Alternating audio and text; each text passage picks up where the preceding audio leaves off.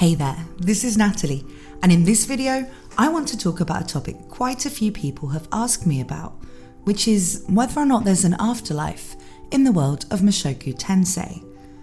There is plenty of evidence to support what I think the answer to this is, and I'll be giving you all of the examples I can think of.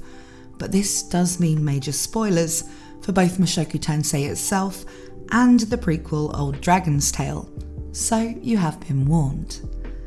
Before that, quickly though, due to my persistently and increasingly dire financial situation, I am now offering editing services. For writing, I mean. I'm sure no sane person would hire me for video editing. And that's as well as custom voice recordings. And you can hire me for either, or just make a donation to help out a poor cat girl who doesn't want to become a stray cat girl on Ko-fi. The link is in the description. For those who don't know, I was a professional writer and editor for 10 years before I started my channel, and I've got experience with fiction, non-fiction, and academic papers. And due to desperation, I'm charging about half the market rate. So if you're a writer, we could probably help each other out here. But enough of the self-promo and desperation. Let's talk about Mushoku Tensei's afterlife, or rather, its lack of one. Now, ever since I said in my Mushoku Tensei iceberg video that an item on the iceberg was that fans believe there is no afterlife in the Mushoku Tensei world, a lot of people have either asked if there was any possibility that was wrong, or told me their headcanons about the afterlife. And there's a very simple reason why. Both Rudeus and Eris die of old age at the end of Mushoku Tensei. And naturally, as fans of these characters, the idea that they're just gone completely is sad. People say it also rules out them making an appearance in the sequel, but it doesn't really. There are always ways Rifujin could come up with to bring them back if he wanted to, using stuff that is compatible with existing lore, without them currently being chilling together in an afterlife. After all, it's a setting with things like reincarnation techniques, which, while obscure, there's no evidence Rudy never learned. We don't know all that much about his later life, after all. But I just don't think Rifujin would want to do that, because it kind of goes against the whole premise of Rudy as a protagonist. Rudy had one miserable failure of a life on Earth. He died in a basically rock-bottom situation, and then got a miraculous second chance. Not because a god gave it to him, not because he deserved it, but by pure chance. For those who don't know how Rudy ended up in the Mushoku Tensei world, because it is literally explained in the very last chapter of the light novel series, the full explanation is in my video about the mass teleportation incident. But as a brief explanation, it was Nanahoshi and her boyfriend who were being summoned to the Mushoku Tensei world, for reasons which again are explained in the mass teleportation incident video. And it was only because Rudeus died close to them that his spirit passed through the rift created by the attempt to summon them. It then travelled aimlessly around for a long time, before finally inhabiting the body of Zenith's baby, which in every other time loop Orsted has witnessed was stillborn. And if that Orsted time loop thing is confusing, check out my video about Orsted for a full explanation of that. So Rudy wasn't brought to this world for a reason, or even granted a second chance to live a better life by some kind of god, like most isekai protagonists. He's a random factor in this world. This means a lot for the world because his existence changes many things, but for the personal story of Rudeus, it's quite important that he basically lives a fully satisfying life. And that means he dies satisfied at the end. And the way it's written, we know that he does. He has one final conversation with Hitagami as he's dying, surrounded by his family, and he basically tells Hitagami as much. That he's happy with everything he's achieved, and now he's happy to leave the final push to destroy the bastard to those left behind. Eris, too, had a satisfying life. She died not in battle, but from training too hard in her 70s. This of course means she was never defeated. She married the man she loved and had children she was proud of, and she met the goals she had in terms of being the powerful swordswoman at Rudy's side. For the author then, these characters' stories are over. Bringing them back would serve as good fan service, but would kind of also undermine the completeness of their journeys. And he doesn't need to rely on cameos from dead heroes to keep the sequel feeling like a continuation, because there are a lot of long-lived characters left behind, and Rudy's kids, to link the new characters to the story we've seen. So, with that in mind, I don't think there would be a compelling reason for an afterlife to exist in the setting just to make the deaths of Rudy and Eris less sad. Their deaths aren't even supposed to be sad. Naturally, their deaths are sad for the people who'll miss them, us included, but much as when we have a family member who dies at an old age, having lived a good life, this thought consoles us even if we don't believe in an afterlife in our own world. And it does here for Rudy and Eris too. And there's no denying that that finality actually enhances the point of the story. Would a story where a key theme is the importance of what the protagonist does with their life have the same impact if, whatever he did, or even if he died during Turning Point 2, he'd be having a lovely afterlife anyway? So these are the reasons I think Rifujin made the decision not to have an afterlife be a feature of this setting. But what is the evidence in the texts that tells us that this is indeed the decision he made? Well, let's start with the clearest pieces of evidence, which relate to Rudeus himself. The first is in his own death, which I just discussed. In that final interaction with Hitagami, there is definitely the sense that Rudeus is fading away, becoming nothingness, or just a non-sentient part of the universe, rather than travelling on somewhere to be reunited with Paul and Eris. Equally, when Rudeus' spirit first travelled into the Mushoku Tensei world after his death on Earth, we're told it wandered until it almost expired, before it found the baby that it inhabited.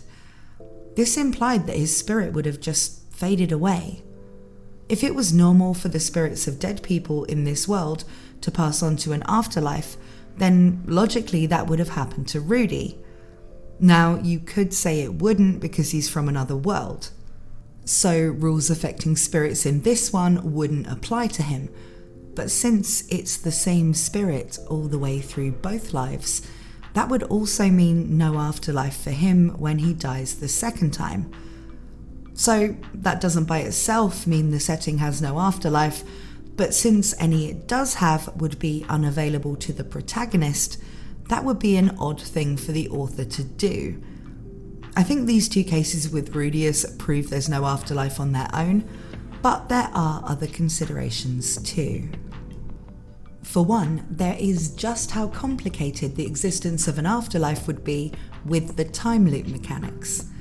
If you want to know more about all of that, check out my video on how time works in Mushoku Tensei, but essentially, it doesn't seem like the intention of the author is that Orsted's loops operate in a multiverse kind of way, but more that time is reset.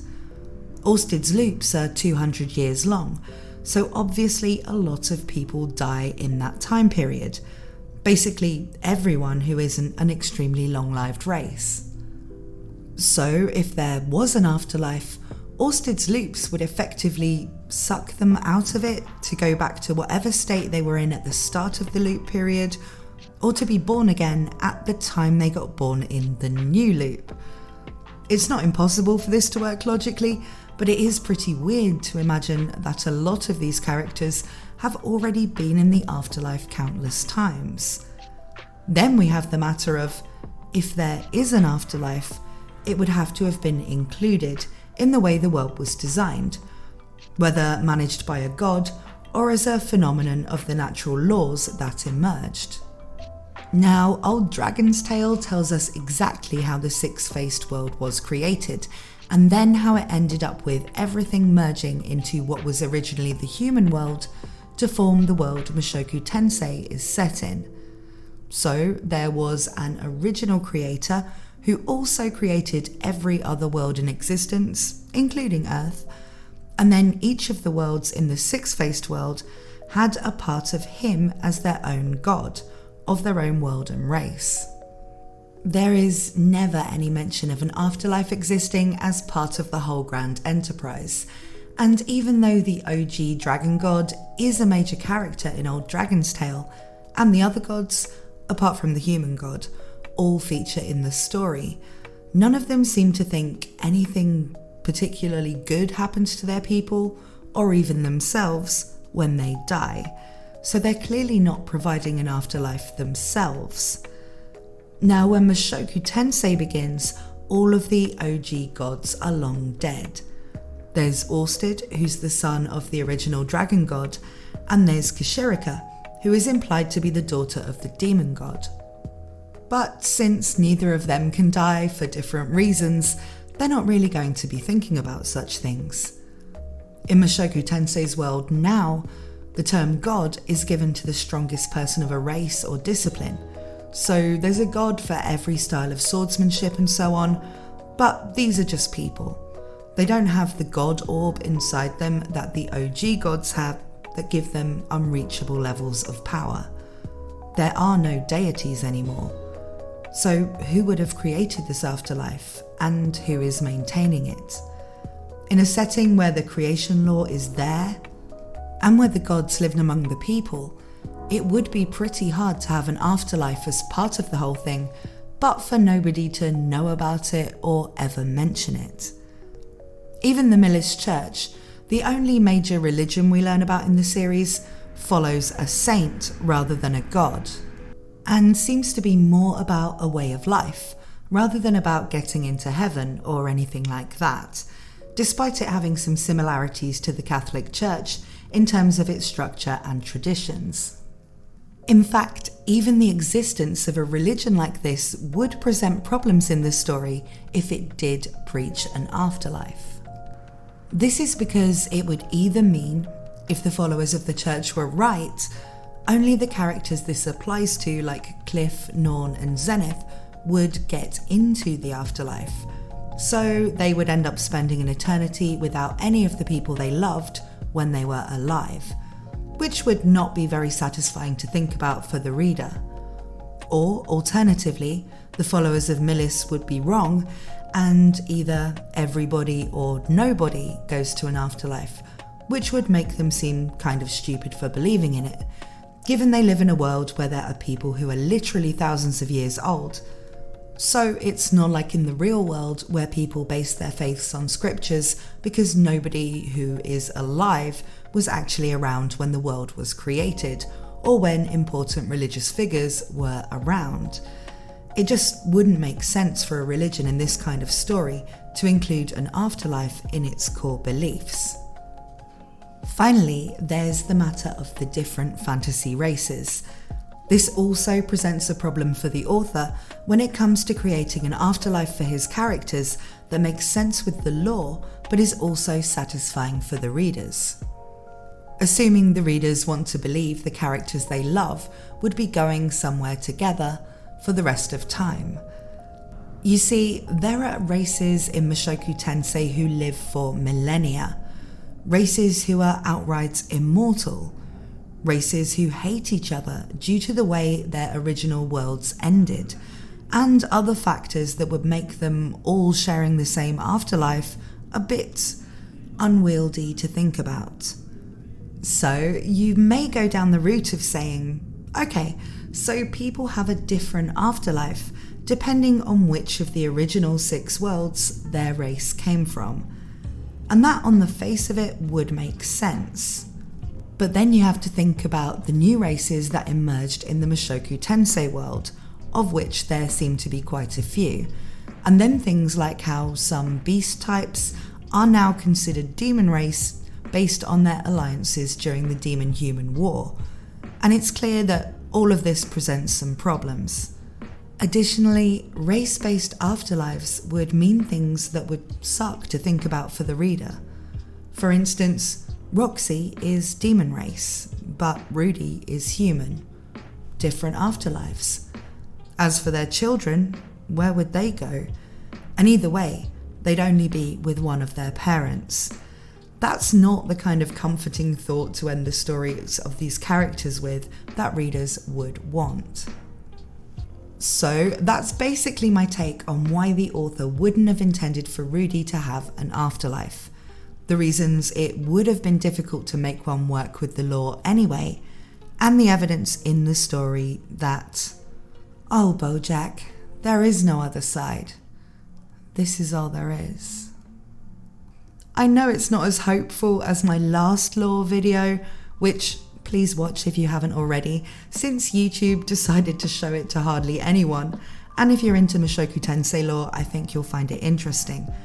But as I said at the start, there's something nice in thinking that Rudy and Eris ended their stories satisfied and content with passing on the torch.